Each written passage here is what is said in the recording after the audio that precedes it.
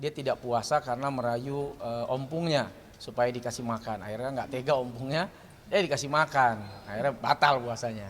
Cara mengajaknya gimana?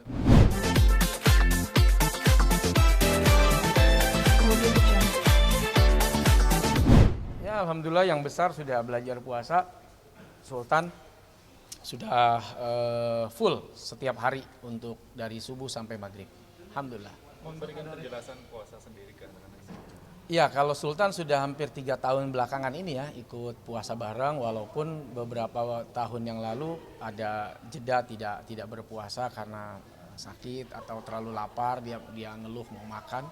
Tapi untuk tahun ini kita berusaha untuk menyempurnakannya. Walaupun di awal kemarin hari pertama dia tidak puasa karena merayu ompungnya supaya dikasih makan. Akhirnya nggak tega ompungnya, dikasih makan. Akhirnya batal puasanya. Tapi cara mengajaknya gimana? Artinya iming-imingin hadiah nggak di akhir? Ya, beberapa kali dalam puasa yang tahun lalu, tahun setelahnya kita selalu memberikan bukan iming-iming tapi lebih kayak memberikan reward ya, penghargaan buat Sultan yang mau berpuasa, dari mulai yang sepeda, kemudian kita belikan apa itu namanya iPad gitu. Nah untuk yang tahun ini masih belum tahu nih dia mau pengen minta apa. Kayaknya pengen minta apa namanya itu yang lampu merah itu namanya traffic light.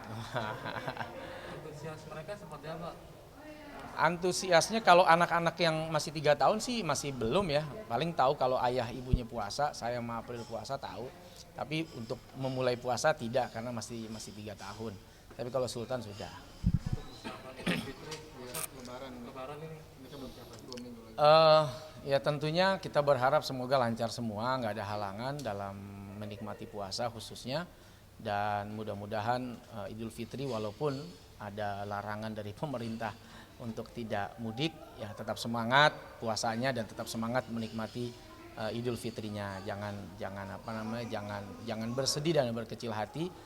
Teruslah berdoa semoga pandemi cepat selesai. Tapi puasa sendiri sama Mbak April mudik nggak sih atau? Saya kan kalau April memang orang Betawi ya, orang Jakarta, jadi mudik paling kita ke rumahnya.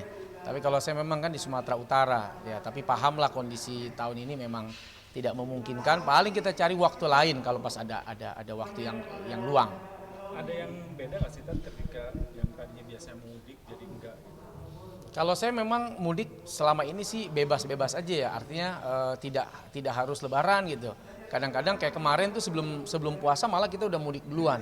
Saya ajak ayah untuk ziarah ke sana, ke kampung. Jadi nggak terpaku pada harus di bulan Syawal misalnya atau di hari Idul Fitri, enggak.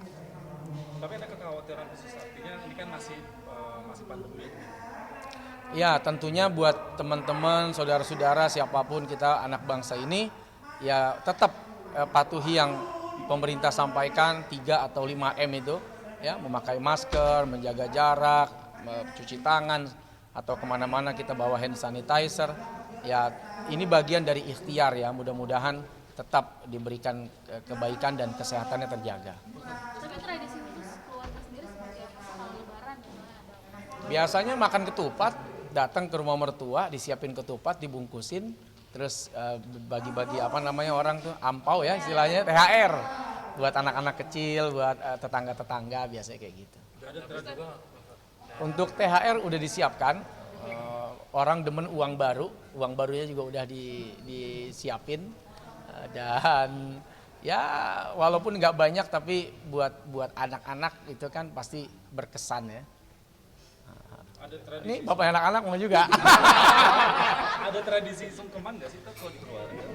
Artinya Ya, kan sudah menjadi tradisi tersendiri ya. Ada kekhususan biasanya Idul Fitri itu kita saling bermaaf-maafan ya. Tentunya orang yang paling pantas didahulukan untuk kita meminta maaf adalah kedua orang tua. Dan itu ya alhamdulillah selama ini kita lakukan. Ustaz, hikmah terbesar apa sih yang harus kita ambil di bulan Ramadan kali ini? Ya nikmatnya kita tetap semangat ya, tetap beribadah walaupun udah 2 kali puasa. Pandemi ini masih ada di Indonesia. Ya mudah-mudahan jangan sampai ke Ramadan tahun yang akan datang. Berharap semoga setelah Ramadan ini ya pandemi cepat selesai, doa kita semua, semangat kita untuk terus beribadah, semoga itu menjadi bagian dari turunnya rahmat Allah Subhanahu wa taala. Ustaz mungkin mendengar UAS yang ingin menikah lagi sama seorang gadis 19 tahun, Ustaz gimana nih ucapannya aja? Tuan Guru Ustadz Abdul Somad tentu masih muda usianya ya, 40 berapa itu? 44 kalau tidak salah, lupa saya. Ya, dan itu hal yang biasa ketika seseorang ingin menikah, apalagi posisi beliau kan ya juga sendiri, ya tentu itu menjadi satu hal yang wajar-wajar saja ketika orang ingin mengakhiri kesendiriannya lalu kemudian menikah. Tapi diundang Ustaz? Emang umum kan, kalau nggak umum juga nggak akan diundang juga. Bulan Mei Ustaz katanya. Ya, saya memang dapat info di bulan Mei tanggal berapa gitu, tapi soal undangan saya belum dapat. Ya kita nggak tahu juga apakah memang undangan umum atau hanya keluarga terdekat kan, wallahu a'lam. Ustaz itu yang ngambil yang video TikTok tuh masih jadi cibiran. Masih aja dibahas, itu udah basi. Enggak, udah basi. Sama netizen masih di Itu mau udah basi. Ya netizen didengerin. Satu orang punya 100 akun. Ente sendiri punya 100 akun bisa. Padahal cuma ente sendiri. Ustaz mungkin di Cirebon ada masjid 7A. 7 apa?